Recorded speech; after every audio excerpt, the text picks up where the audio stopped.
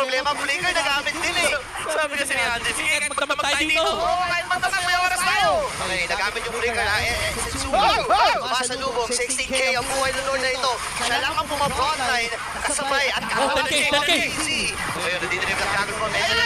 Oh! Pero si Zensuwi pa rin! Kapakakuha na Lord na ito, nagamit na ng galaw. Si JB maatas, libre manipulation para kay Sandy. Pero susulong, pasulong lamang ang Blacklist. Si Salvador na magiging niya. Pero sa kabilang panig naman, yung may pamilya ng Libertality. And si JB ay hinahabol, gamit dito ng Winter Fortune.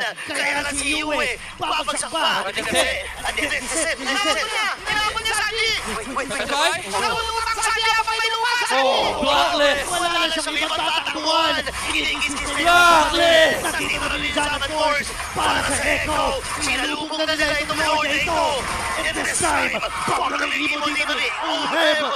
Matinding laban ay pinakita ng Blacklist! Pero narito na ang mga agents! Pasulong!